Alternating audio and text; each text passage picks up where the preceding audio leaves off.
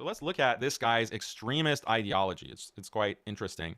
So this is the guy's name, Talib Abdul Mohsen, and his handle was Dr. Talib Jawad. And I went to his profile last night on Twitter, took some screenshots. A lot of other people were quickly trying to download as much from that Twitter profile as possible because it was going to be imminently deleted. And they delete these people's profiles because they want to control the narrative and they want to give the spin that, oh, this was actually an extremist from Iran, maybe. He was an Iranian. This is justification for why we need to go and bomb Iran for Israel because their terrorists are coming and massacring Christians in the market, in this Christmas market. That's what they would have wanted to spread, but unfortunately maybe Elon was asleep. Maybe Elon wasn't really aware that this was the Twitter profile, so it wasn't deleted, and people got all kinds of screenshots, and they revealed his true ideology. They revealed where his allegiances actually lie. So this is a narrative disaster for the mainstream. And you'll notice that with other killings or mass shootings, the authorities will hold on to the manifesto. They'll quickly delete all of the social media profiles because why would they do that? Why would they do that? The claim that they want to make is, oh, we have to protect people. We have to protect people's rights. Now, the real reason they delete it is so that they can control the narrative and that they're the only source for information about who this person is. That is the main purpose for deleting their social media profiles. But they failed in this case. It was a spectacular failure. So we read here, he was tweeting, Germany's goal has become clear: to spread Islam in Europe. They're attacking political movements critical of Islam by infiltrating them with corrupt people, including addicts, prostitutes, and thieves, in order to corrupt the movement from within. So it's interesting. So he's talking about other ex-Muslims. Ex-Muslim movement is full of prostitutes and thieves and addicts. Degenerates, like someone like Apostate Prophet. Like, these are the kinds of people who are in his movement critical of Islam. Then they use the dirtiest methods against those who expose the infiltrators. Since the movement of the former Saudi Muslims was successful, they began to plot against it. Yeah, people claim that Muslims are conspiracy theorists. Look at this. He thinks that there is this global conspiracy to undermine ex-Muslims by sending in prostitutes and crack addicts and thieves, low-level criminals into his movement. No, I think that's who you people are. That's who ex-Muslims are. It's just a bunch of degenerates. Why? Just look at how they go online and they spread all kinds of hate against Muslims.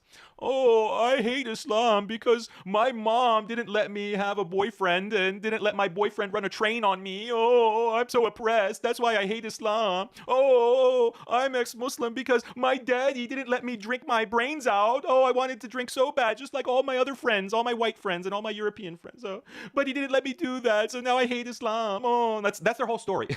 All of them have the same exact story. Oh, I'm ex-Muslim because my dad or my uncle, he said OnlyFans is bad, but I wanted to be on OnlyFans and make money. But he didn't let me. This shows the intolerance of Islam. That's the ex-Muslim movement. It's a bunch of failed, OnlyFans, failed prostitutes, drug addicts. That's who they are. And it's very clear. And some of them are driven to hate and violence such that they mow down citizens, mow down just innocent people in a market, become a target of these deranged people. And there's been many examples of ex-Muslim terrorism, okay, specifically in the West. And we see there was a few years ago, I think maybe 5 years ago, the ex-Muslim of South Asian background who murdered his entire family. 6 or 7 people in his family, just killed them with a gun that he bought. Murdered them and then committed suicide. And he left a manifesto saying that, yeah, I was just so mentally disturbed. I was cutting myself. I was going to therapy. And it's just because of Islam. And these Muslims and my family are oppressing me. So I'm tired of it. Just killing his whole family. These types of incidences are increasing. And why is that? Are the authorities going to look into this ex-Muslim network and see what is going on? Like, why are they radicalizing so many of their followers with the amount of hate that they're spewing, especially post October 7th? Because the mask has dropped. Someone like Apostate Prophet, he doesn't even pretend like he's not in favor of murdering Muslims. He doesn't even pretend. He's cheering and celebrating when Palestinians are slaughtered. So this is a radicalizing element. Authorities need to really ask some questions about this ex-Muslim network. But they won't, again, because the ideology behind the ex-Muslims is the same liberal secular ideology of the entire system. And they're the biggest criminals. They're the biggest purveyors of terror. Okay, let's look at this tweet.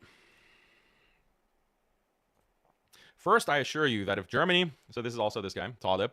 First, I assure you that if Germany wants a war, we will fight it. If Germany wants to kill us, we will slaughter them, die, or go to prison with pride, because we have exhausted all peaceful means, and all we have received from the police, state security, the prosecution, the judiciary, and the Federal Ministry of the Interior is more crimes against us. Peace is of no use with them. So this is pretty clear incitement to violence, but no problem. Like, this is not flagged on Twitter. It doesn't get any kind of limited visibility. In fact, his Twitter account was thriving. His Twitter account is thriving. Why? Because he shares the same ideology with Elon Musk. Elon Musk also has a big problem with these dangerous immigrants. Same kind of ideology as this Talib guy.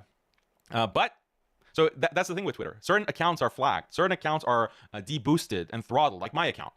But accounts like this are allowed to grow and spread, even when they say we need to, we will slaughter them. We will slaughter them, Germans.